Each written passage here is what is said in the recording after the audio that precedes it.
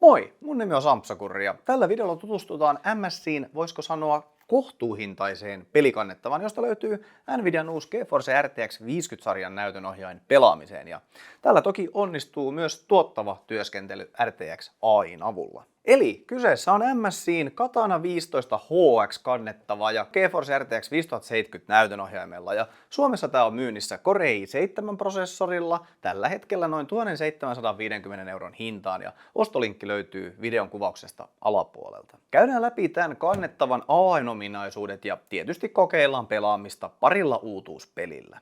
Tämä video on toteutettu kaupallisessa yhteistyössä MSIin kanssa. Ennen kuin mennään laitteen kimppuun, niin listataan perusspeksit. Eli tässä kannettavassa on Core i9 14900 HX-prosessori, jossa 24 ydintä.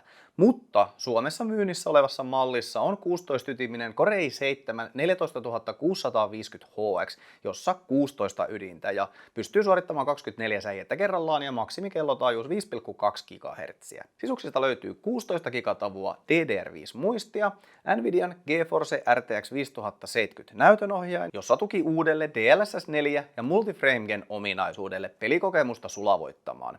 Tallennustilaa on teratavun verran. Aloitetaan laitteen esittely ulkoa, eli tämä on nimensä mukaisesti varustettu 15,6-tuumaisella näytöllä, ja tässä on 1440p resoluutio, IPS-paneeli 165 Hz virkistystaajuudella.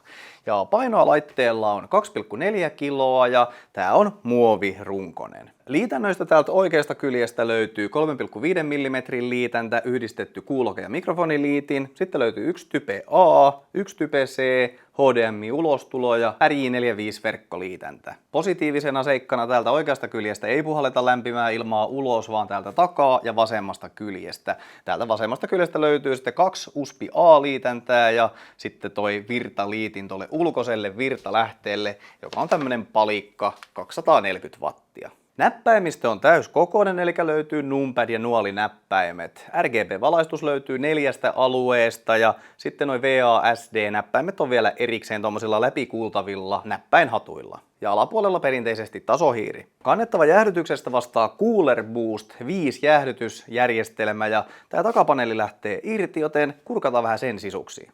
Sitten ruuvit auki. Toi nyt tossa on niinku vielä tyhjä. Toi on kiinni tuolta. No niin, ruuvit on irti. Nyt tässä ei ole mitään semmoista ihan helppoa pääsystä luukkua, vaan tässä täytyy tää koko takalevy. Katsotaan saanko mä kynsillä tän tästä.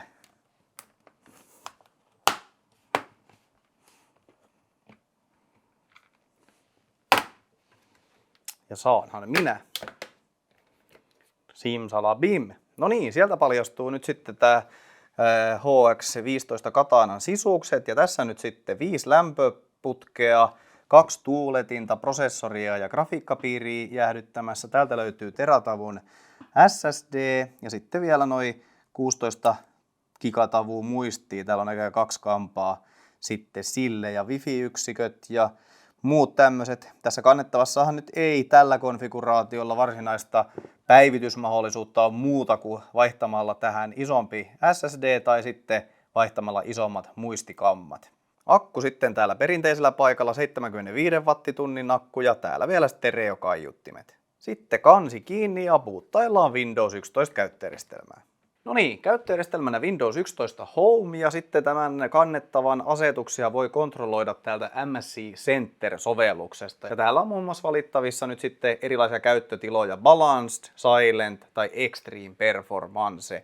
Täältä voi myös sitten pistää käyttöön pelkästään tuon ulkoisen näytönohjaimen, eli RTX 5070, tai sitten käyttää ainoastaan tuota prosessorin integroitua grafiikkaohjainta. Lisäksi täältä Mystic Light-valikosta pystyy vaihtamaan tämän näppäimistön RGB-valaistuksen ominaisuuksia. Sitten pelihommiin ja uusi Doom, josta löytyy siis DLSS 4 tuki. Ja tässä kun on RTX 5070 8 GB näyttömuistilla, pätee niin tähän läppäriin kuin muihinkin RTX 5070 läppäreihin varmastikin nämä kuvanlaatuasetukset, mitä käytetään. Eli kuvanlaatuasetuksista tässä on tosiaan 1440p resoluution näyttö, 165 Hz virkistystaajuus, vertical sync pois päältä ja Sitten täällä on nämä DLSS-asetukset ja sieltä pistetään nyt sitten tämä Super Resolution, eli se skaalaus tuohon Balanced-tilaan. Ja sitten täällä on vielä tämä FrameGen-ominaisuus, eli generoidaan sitten noita tekoälyn tuottamia kuvia sinne oikeasti renderöityjen väliin, että saadaan sulavoitettua sitä pelikokemusta, kunhan se lähtötaso on riittävän korkealla. Sitten yleisistä kuvanlaatuasetuksista tällä 5070 ja 1440p resoluutiolla tämä Medium on pelattavalla tasolla ja haihin ei sitten enää riitä potku.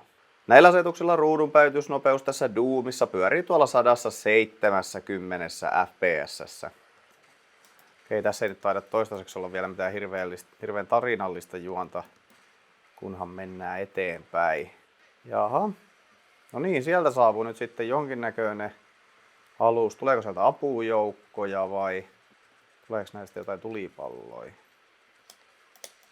Tulee näköjään, näähän menee oikein mukavasti tästä. No niin, tää etenee varsin mukavasti. Vähän shieldiä ja jatketaan matkaa. Siellähän löytyi kaverit. Eikö hetkonen? Eihän nää olekaan omia. Mitäs ihmettä? No niin. Power Gauntlet. Katos tätä.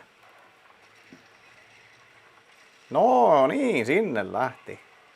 Tässä Doomissa lämmöt pyörii tuolla vajassa 80 asteessa ja kellotaan just tuolla näköjään 2,2-2,3 GHz välimaastossa.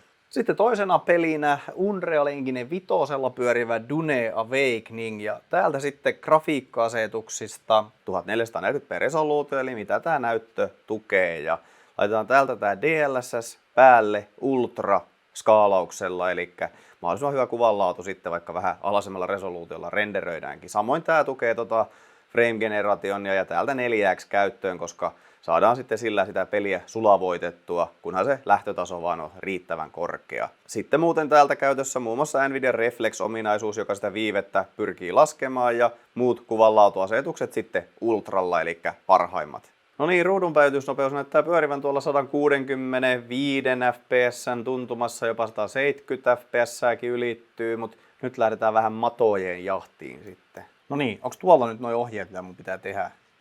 Mikäs tuommoinen värinä ikoni on? Onko se tämä? Hei, me ammutaan! Mistä napeista tää nyt tekee? Tää ei mene hyvin nyt. Mä en muista mistä tää suojaa.